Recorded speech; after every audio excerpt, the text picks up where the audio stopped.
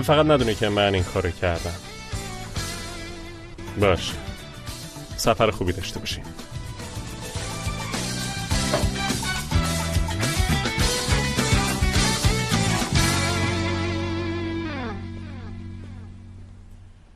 مروه جون عزیزم، ببین اینطوری نکن دیگه، خودتو داغون میکنی. خواهش میکنم، الان مریض میشی. منو برا خوشبخت بودیم.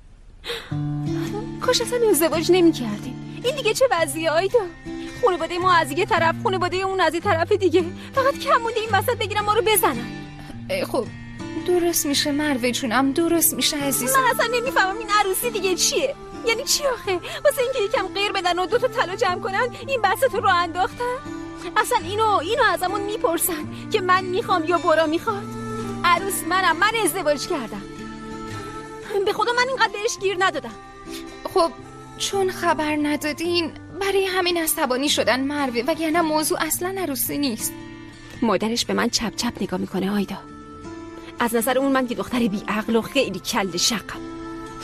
به من اشاره کرد، گفت اینو واسه من عروس آوردی؟ به برا گفت اینو.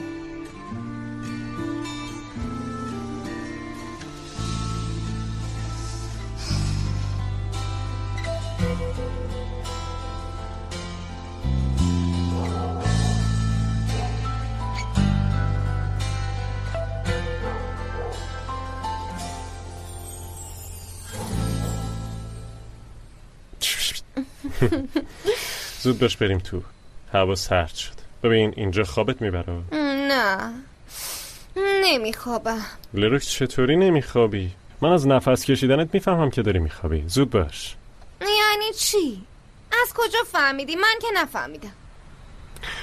شاید برای اینه که یه چند باری وقتی تو خواب بودی تماشات کردم. من فقط واقعا خیلی ترسناکه، واقعا که دمیر.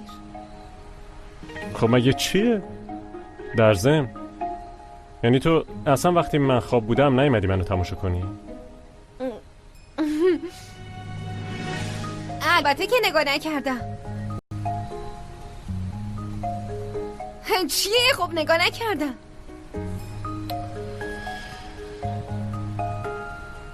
قلب منم درد میکرد لروکس. وای دمیر، تو اون شب شنیدی نخوابیده بودی؟ وای خیلی بی وجدانی. من اونجا تلاش میکردم، اون وقت تو همونطوری گرفتی خوابیدی و هیچ کاری نکردی. ببخشید اما تنها کاری که میتونستم اون زمان انجام بدم همین بود.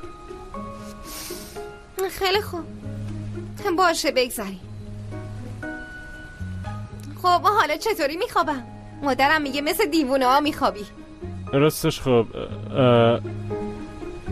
وقتی دهنت باز میمونه یکم عجیب به نظر میای.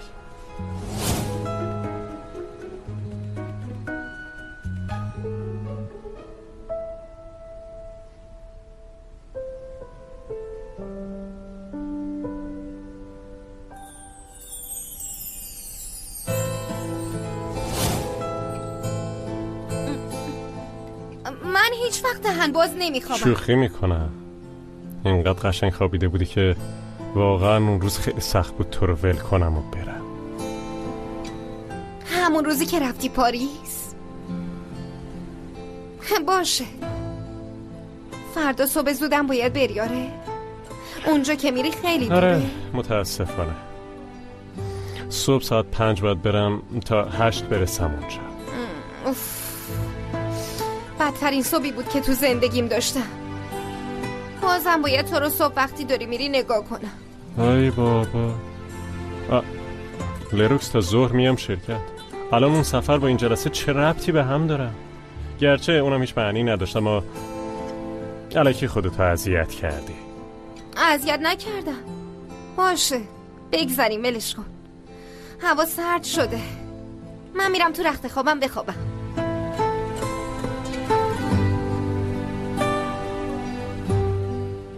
وقتی اون صبح تو رو ول کردم رفتم، حتی برای 2 روزم باشه، سخت‌ترین کاری بود که تو زندگیم انجام دادم. از این به بعد حتی قصد ندارم یه روزم از تو دور بمونم. باشه؟ راضی شدی؟ من باید برم بخوابم. نمیخوام دوباره تو رو صبح موقع رفتم ببینم. برای یه مدت نمیخوام دمیری رو ببینم که با چمدونش داره از خونه میره بیرون.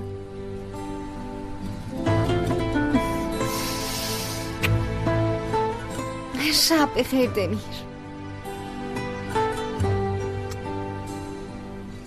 شب بخیر عشقم.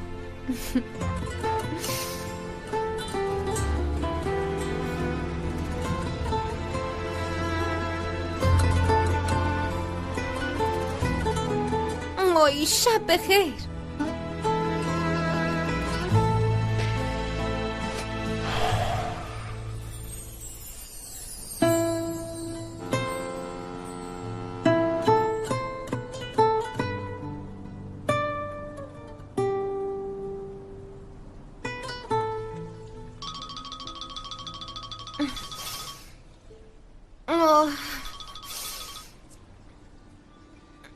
الو آیدا، چی شده؟ لروکس، ما اومدیم داریم میریم کلینیک ابراهیم. باشه شما برین، منم الان میام. باشه میبینمت.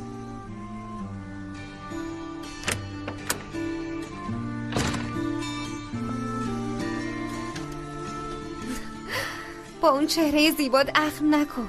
زور پیشتم. دوستت دارم. منم تو رو دوست دارم. منم تو رو.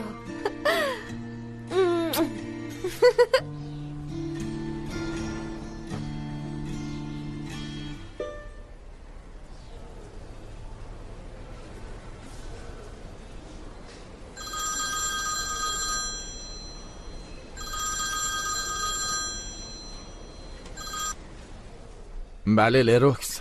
بوراک، یه چیزی ازت میخواستم. مروه اصلا حالش خوب نیست. امروز من اونو میبرم پیش دکتر. میشه یکم دیر بیام شرکت؟ چرا؟ مگه چی شده؟ با بورا دعواشون شده؟ ای بابا. باشه عزیزم، مشکلی نیست. حتی ببین چی میگم لروکس، تو به مروه بگو اصلا نیاد سر کار. باشه مشکلی نیست. میبینمت. چی شده؟ بالاخره تا حال اون برا رو در میارم. یه لحظه اوستا، شاید اون بیچاره کاری نکرده. نه مطمئنم یه کاری کرده. یعنی به نظرم بورا یکم رفتارش سرد شده. ازدواج عشق و نابود میکنه دوستان. ازدواج کرد سرد شد. من این احساس خوب میدونم. اما اونه تازه با هم ازدواج کردن. اینقدر سریع هم که نمیشه فرخان جون. کلاشو میکنم، واقعا میکنم. بچه‌ها یکم صبر کنید ببینم. دختر همینطوریش هم ناراحته. فردا وقتی اومد اینجا کسی حق نداره قضاوتش کنه. شنیدین؟ اگه خودش بخواد تعریف میکنه. فرخ شنیدی؟ عشق که به این راحتی از بین نمیره. نظرت هم نگرد برای خودت. دختران رو اینقدر ناراحت نکنید. خیلی خوب باشه. هرچی تو بگی رئیس جون. باشه.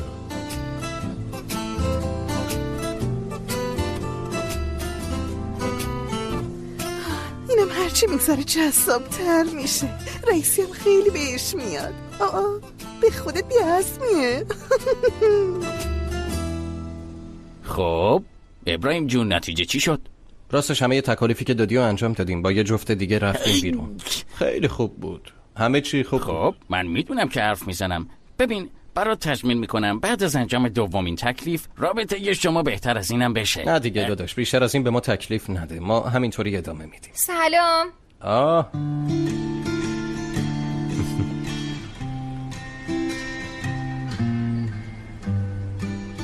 عزیز دلم، حالت خوبه؟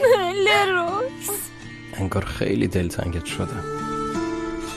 ابراهیم ما اینطوری نشیم. خب خواهش میکنم. عاشق هم بودن. الان ببین چه وضع عالی دارن. باشه قبول، اصلا با دوستات آشنا نشیم، اصلا برام مهم نیست. فقط کافیه همدیگه رو دوست داشته باشیم.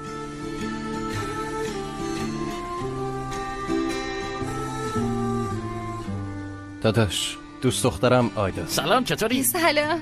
خیلی خوشبختم. منم. بنیامین خان، اینم دوستم مروه که در موردش باهاتون حرف زدم. حالتون چطوره بنیامین؟ ممنونم خانم، خیلی خوبم. اما بعد از حل کردن مشکل شما بهترم میشم. نگران نباشین، من مشکل همشون رو خیلی سریع حل کردم. مشکل شما چیه؟ خب نمیدونم از کجا باید شروع کنم. آخه همه چی خیلی اصلا عجله نکنین، اول بشینین. بفرمایید.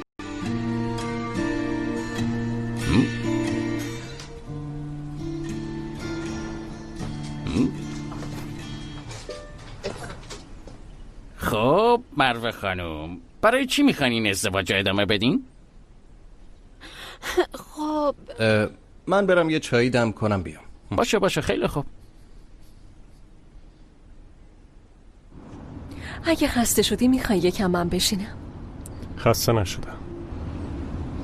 جلسه از اونی که فکر میکردم هم کوتاه‌تر شد. عاشق همون ایده اولت شدن. عاشق ایده من نشدم، عاشق اون بودجه‌ای که تو آماده کردی شدم. واقعا مطمئنی با همچین بودجه کمی میتونیم این کارو تموم کنیم؟ تا حالا دیدی من تو حساب کتابم اشتباه کنم؟ آره شاید سود نکنیم اما میتونیم نشون بدیم که بخش سازه ها میتونه کار بگیره.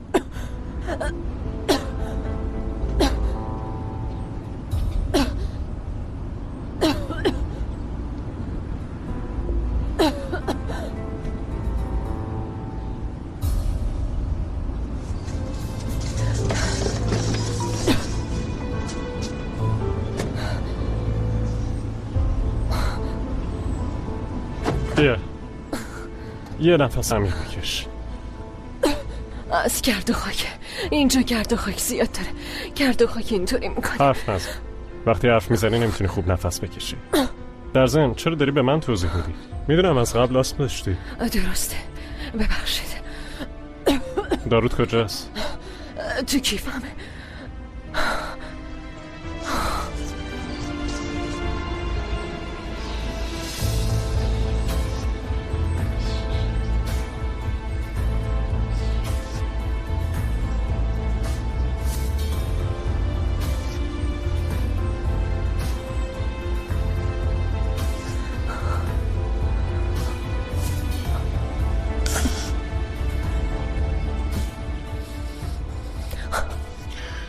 خوبی؟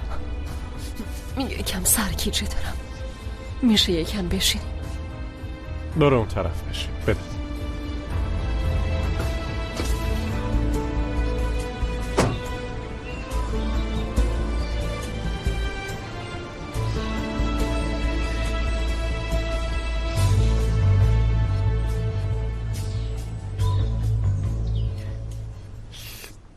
عجیبه، واقعا خیلی عجیبه. یعنی اینجوریه که شما برای اینکه جدا نشین ازدواج کردین، اما چون ازدواج کردین دارین اصلا جدا میشین، درسته؟ عالیه، مثل ماری که دم خودشو میخوره. بنیامین خان. بله منظورتون از مار چیه؟ یعنی من مارم؟ نه عزیزم به تو نمیگه. مگه نه بنیامین خان؟ چون مادر شوهرم به برو گفت این مارو تو آوردی بین ما، منو گفت. اما روش بدیه. مادر شوهرت میخواد ارتباط بین خودش و پسرشو محکم کنه و سعی میکنه قدرتمند باشه. تو کشور ما از این کارا زیاد میکنن. نه خب چی کار میتونیم بکنیم بنیامین خان؟ راستش اون کسی که باش ازدواج کردینم ببینم. من مشاوره زوجین هستم، اما اینجا تیم خراب شده. عروس خانم تنها. اما دوستاش اینجا؟ یعنی من برا رو زیاد نمیشناسم اما لروکس و آیدا خوب میشناسنش. پس چی کار کنیم؟ این کارو بکنیم. خب شما بورا خان بشین. یعنی چی؟ بله، در غیابش یه مشاوره انجام بدیم. شما باید حرکات بورا خان رو تقلید کنین. مروه خانم شما هم میتونین خودتون باشین. منم رابطه بین شما رو از دور نگاه میکنم. خب خواهش میکنم. باشه. براو، جزئیات خیلی مهمه. یکم وارد نقشتون بشین، شونه‌هاتون رو صاف کنین، یکم قوس کنین، یکم خودتون رو مثل مردا حس کنین. بگو ببینم بورا، تو چرا میخوای این ازدواج ادامه پیدا کنه؟ من مروه رو خیلی دوست دارم داداش آخه. وای منم تو رو خیلی دوست دارم. یعنی مروه برای من زیباترین زن دنیاست. تنها آرزوی من این بود که باهاش ازدواج کنم. خیلی خوبه، خیلی خوبه. میشه از رویاهاتون قبل از ازدواج با مروه خانومم صحبت کنین؟ خب تنها رویای من ازدواج با مروه بود. خونه داشته باشیم، خوشحال باشیم، همین. خب غیر از این رویاها چیز دیگه ای هم بوده؟ به غیر از اونا عشقم. به غیر از اونا؟ مثلا با هم پول جمع بکنین، میتونه باشه مگه نه؟ شاید بخواین صاحب خونه بشین، شاید بخواین دور دنیا رو بگردین، بچه دار بشین. فقط برو هیچ وقت از این رویاهاش به من چیزی نگفته. عشقم ازدواج با تو برای من کافی بود. یعنی همه رویاها به واقعیت تبدیل آها شد. چون ازدواج کردیم همیشه تموم شد داره، یعنی به آخر همه چی رسیدیم. عشقم داری چی کار میکنی داداش؟ یعنی اینا رو میتونیم تنهایی با هم حرف بزنیم عزیزم. من خیلی دلم برات تنگ شده برو، خیلی عزیزم قربونت برم، کافیه دیگه بسه. داداش بنیامین، این وضعیت به نظرم خیلی نرمال نیومد. ابراهیم قطع نکن، خیلی خوب داریم پیش میریم. وایسا داداش روح و روان دختره بیشتر از این داغون نشه. راست میگی ممکنه بشه. چیکار کنیم؟ مشاوره تمومه. میتونین جدا بشین، آروم جدا بشین. خیلی خوبه، آفرین. ابراهیم تو هم دستمال بیار. البته آروم این دیگه. آره بهتری. آره یه نفس عمیق میکشیم. خوبه.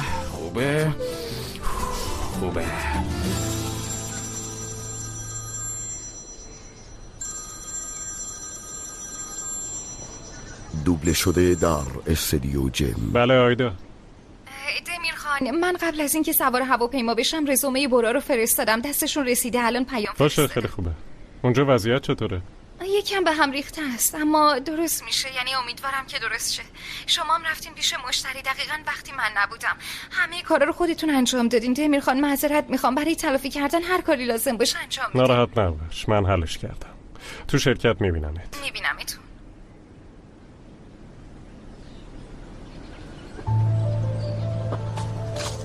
اگه بهتری دیگه بریم. میتونیم بریم.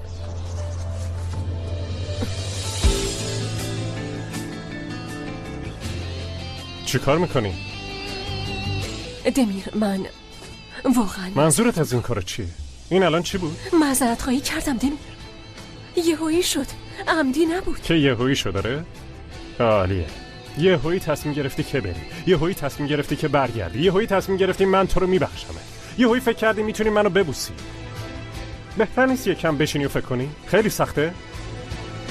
دلیل این فاصله به خاطر عصبانیتت نسبت به من نیست، درسته؟ از خشمتم نیست، درست نمیگم؟ چیز دیگه ای هست. تو زندگیت کس دیگه ای هست، درسته؟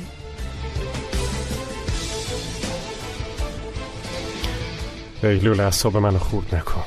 واقعا دوست ندارم اینجا وسط کوه و دشت ولت کنم و برم. پس برو بشین تو ماشین و برگردیم شرکت.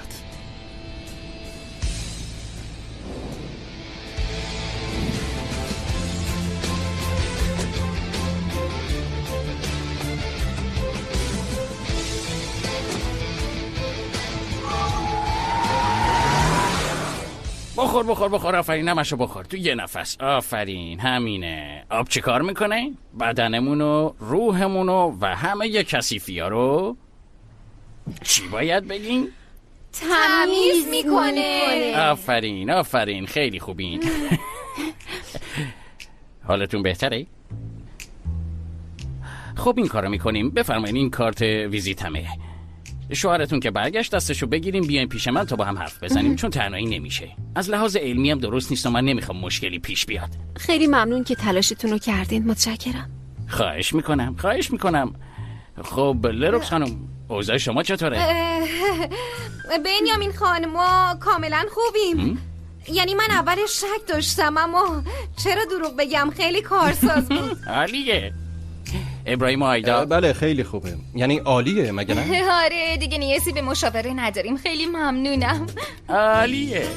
منم اگه برو رو پیدا کنم میارمش. البته همیشه در خدمتم. راستش منم از شما یه خواهش کوچیک دارم. همه این وقایع رو، البته اسمتون رو نمیارم، میخوام تو مقالم بیارم. البته میشه. بالاخره روشای فوق‌العاده دیگه همگان قرار خواهد گرفت. بالاخره میتونم برگردم به شغلم. چی؟ منظورت از این که به شغلم برمیگردم چیه داداش؟ مگه تو روانشناس نیستی؟ اینجوری بودم ابراهیم جون، اما چون روشای من جلوتر از زمان حاضره، دقیقا مثل گالیله که در زمان خودش حبس شده بود، مثل برونو که از طرف تندرو سوزونده شد، منم از شغلم منع شدم. اما دیگه تمومه. That's it. لنگرات فیناله. حالا دیگه مشکل اون است. زمانی که نوبل میگیرم از تک تک شما تشکر میکنم، مخصوصا از تو ابراهیم. تو نبودی نمیتونستم انجامش بدم. بزنش. میبینمتون. داداش بنیامین، ایبو به خدا منم الان فهمیدم لروش. یه چیزی بگم، دمیر اینو نفهمه باشه. آره به نظر منم نفهمه.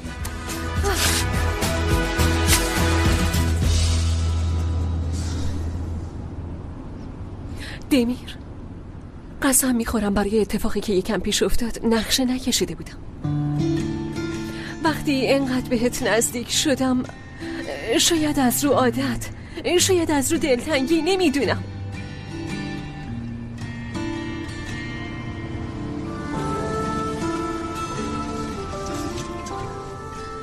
از اینجا به بعد با تاکسی میای. گفتی نسبت به من هیچ حسی نداری، درسته؟ خب اگه حسی نداشتی پس چرا اینقدر عصبانی شدی ها؟ تو که فکر نمی کنی تحت تاثیر قرار گرفتم.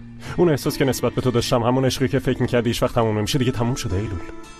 خود به خودم نبود، با گذشت زمانم نبود.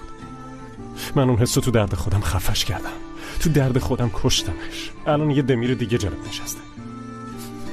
این مسخره بازیات آخرین احترامی که برات قائلم هم داره از بین میبره. اگه خیلی کنجکاوی دلیل عصبانیتم اینه. دمیر، از ماشین پیاده شو.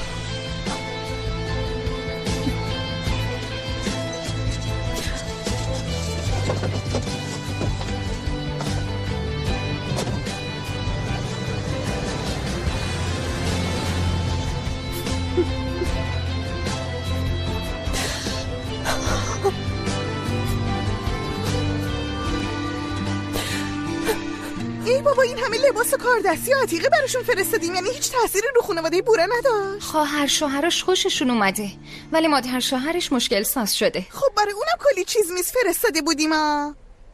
یعنی این کارا با رشوه درست نمیشه. واقعا که فرخ خان، اینا رسم و رسومه. ما برای اینکه رسمو به جا بیاریم برای هر کدومشون بقچه آماده کردیم. اینا رسم و رسوم، رشوه نیست.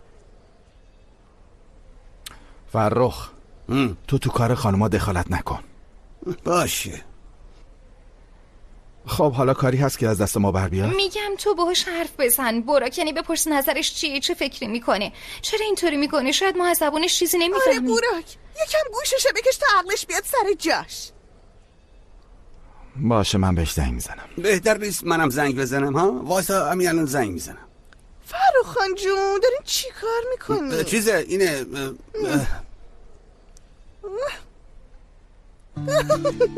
جایی که رفتن دوره، طول میکشه برگردن.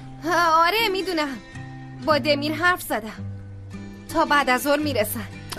راستش اون اوایل خیلی از ایلول خانم خوشش نمی اومد، اما واقعا خدا جای حق نشسته. مشتری که رفته بود و گرفت و برگردون، کارش درسته، دمش گرمه. ایلول خانم موفقیه. آره. وای بریم تو تراس یکم هوا بخوریم، هوای تازه نیاز داریم. بریم بچه ها، نظرتون چیه؟ بریم.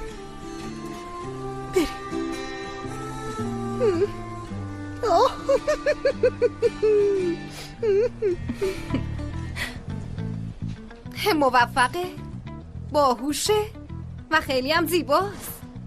خوشگله. من اصلا متوجه نشدم.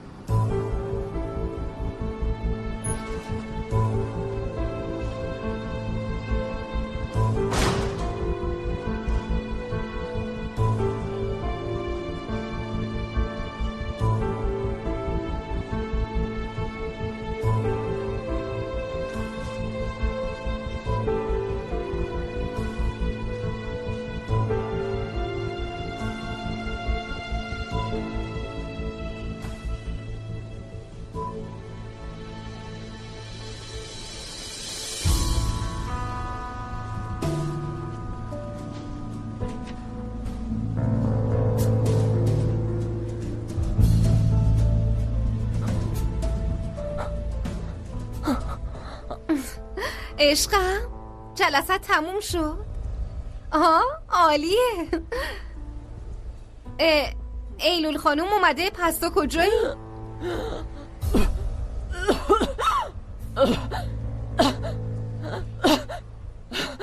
فکر کنم یه مشکلی هست. یه لحظه. ایلول خانوم خوبی؟ نفس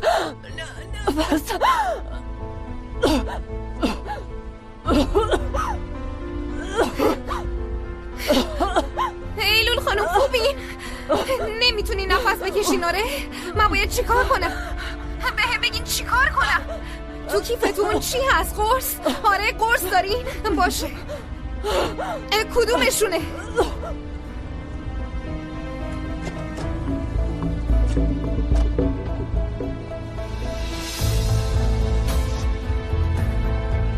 لروکس داروش اینجا تو ماشین جا مونده.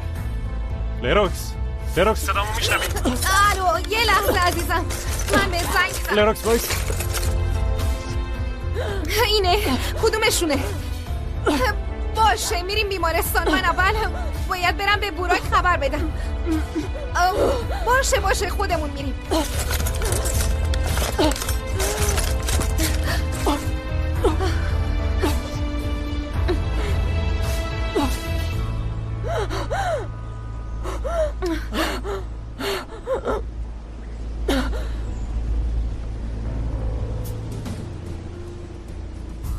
جواب بده لروکس، زود باش.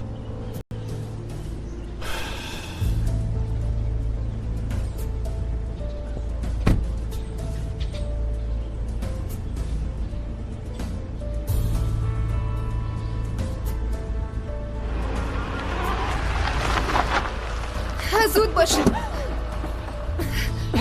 بیاین من بهتون کمک میکنم. منو بگیرید. ببخشید میشه کمک کنی؟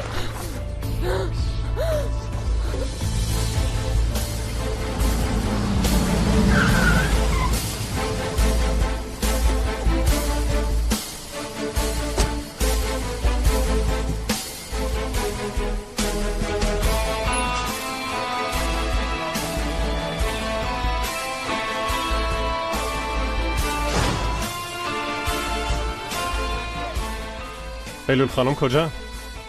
مگه با شما نیومده بود جلسه؟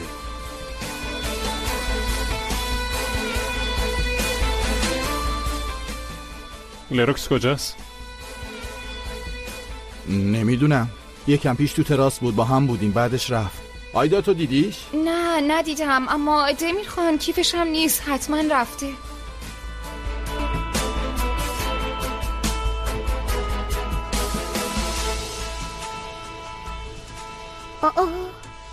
دمیر خان باید اسپری آسمتون همیشه پیشتون باشه. ممکنه حمله های آسم موقع رانندگی یا پیاده روی هم سراغتون بیاد و همیشه ممکنه یه نفر کنارتون نباشه. میدونم معمولا همیشه پیشمه، اما احتمالا یه جایی انداختمش. خونه یدک دارین؟ آره. باشه پس بلا بگو. آقای دکتر منم یه سوالی ازتون داشتم.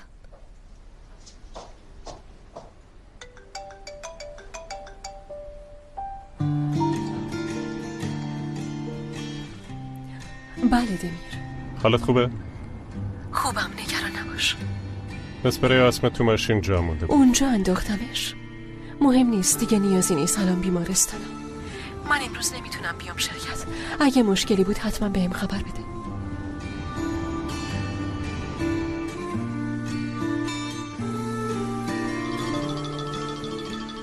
باشه ممنونم. روز بخیر.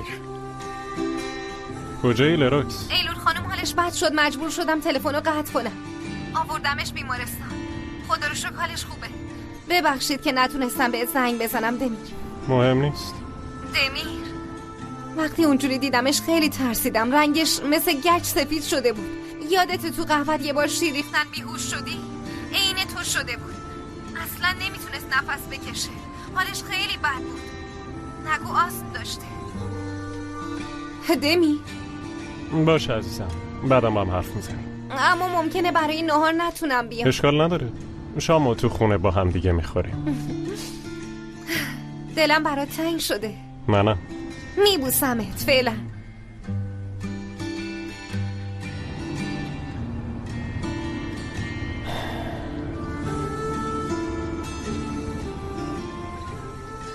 به شما هم زحمت دادم. خیلی ممنونم. خیلی کمکم کردی. این چه حرفیه؟ اصلا مهم نیست. خب الان چی کار کنیم؟ بریم شرکت یا میخواین برین خونه استراحت کنین ها؟ دیگه نمیرم شرکت. خونه هم نرم بهتره، چون رو کارتون کلی گرد و خاک نشسته. برای آسم خیلی بده. شاید یکم تو ساحل قدم بزنم. ایلول خانم، پس این کارو بکنیم. من یه حیاط خیلی خوشگل دارم. میخواین بریم خونه من؟ یکم تو تراس میشینیم، ناهارم با هم میخوریم. اینطوری برای شما هم بهتره. خیلی ممنون به خاطر پیشنهادتون، اما من به حد کافی به شما زحمت دادم. مزاحم کارتون نمیشه. نه بابا، الان که وقت ناهاره. اینجوری منم غذامو تو خونه میخورم بعد میرم سر کار. در ضمن دوست ندارم شما رو اینطوری ول کنم. البته جای دیگه هم میتونیم بریم، اما فکر کنم تو خونه راحت تر باشیم. باشه. خب عالیه.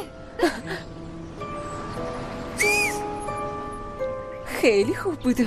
چطور انجامش دادی؟ بذار بهت نشون بدم. دستمو اینطوری میکنم، میذارم رو زبونم. نه من نمیتونم. با تمرین میتونیم. باشه اومد.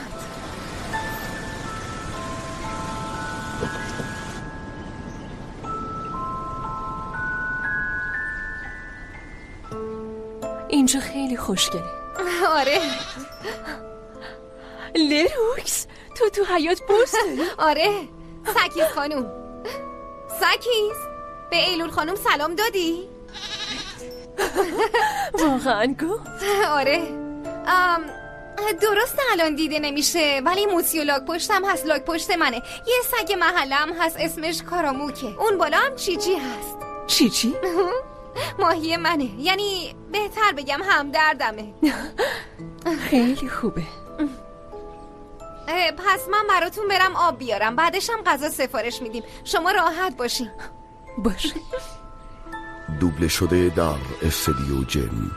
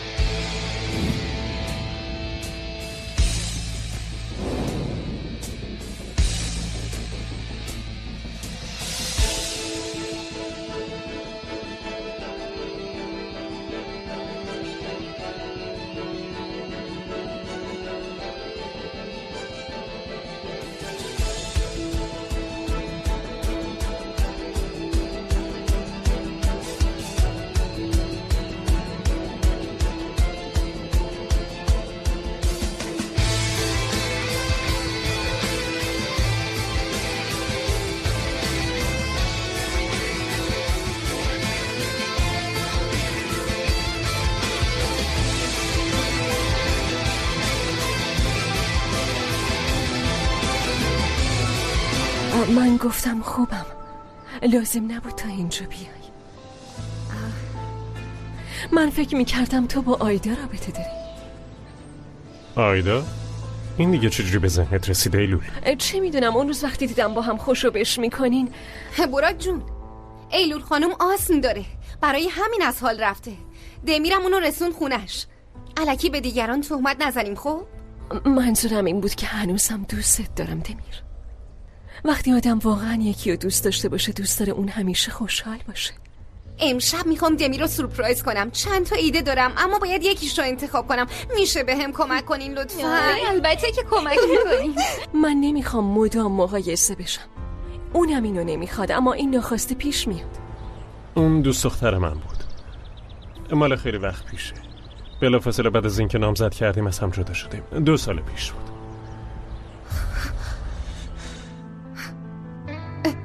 ایلول، همون ایلولی که تو شرکته؟ زندگیمو پای تو گذاشتم دمیر. تمام این مدت فقط تو رو دوست داشتم.